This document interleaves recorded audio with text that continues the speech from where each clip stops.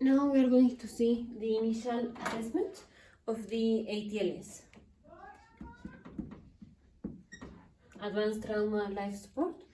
So initial assessment, this is when clinicians are treating the traumatized or the injured patient.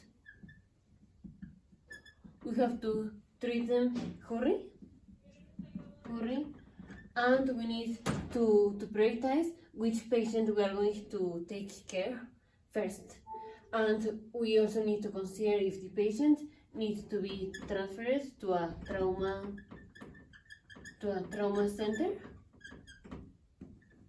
So the things that are considered in the initial assessment of the traumatized patient is preparation,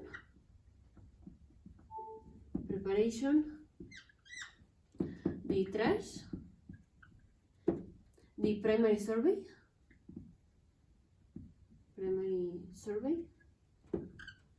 the adjuncts or the studies that we can add to the primary survey, then consideration for transfer the patient from a facility to another, then secondary survey, then adjuncts or additional studies that we can add to the secondary survey, definitive care. So and continuing post resuscitation measurements. So preparation, this is the preparation to a facility for receiving the traumatized patient. So preparation has a pre-hospital phase and the hospital phase.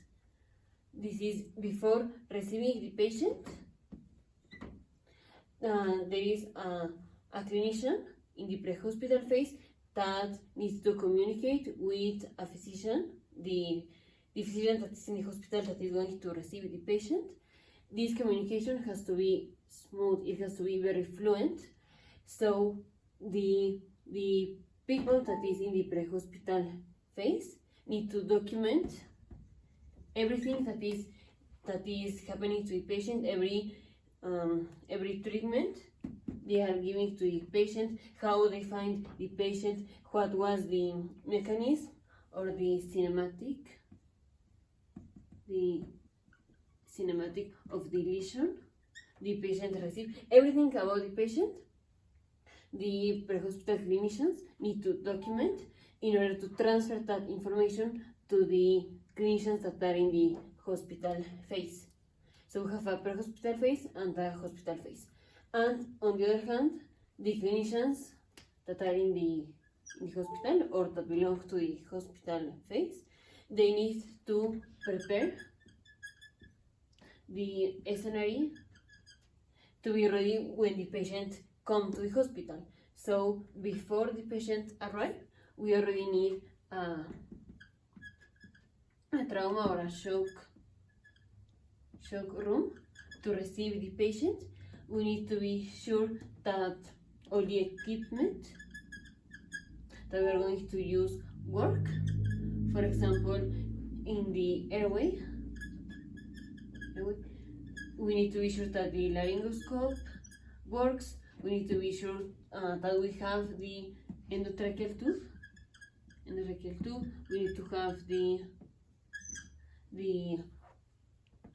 oxygen tank, everything. It needs to be ready in the shock room or wherever we are going to receive the traumatized patient.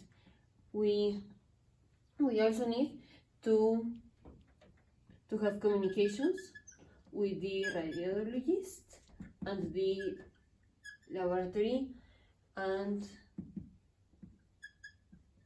blood bank people, because we're going to need chest x-ray, we're going to need a radiography of the pelvis, we're going to need laboratory studies like hemoglobin.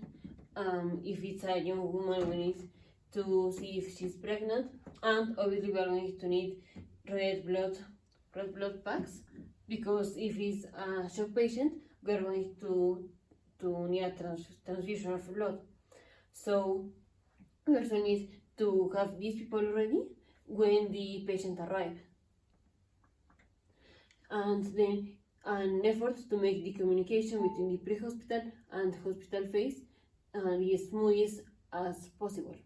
So in preparation, or the preparation phase of the initial assessment, is the pre-hospital clinicians need to transfer all the information they are getting from the patient to the clinicians that are in the hospital that are going to receive the patient. And in the hospital phase, we need to have everything ready to receive the patient.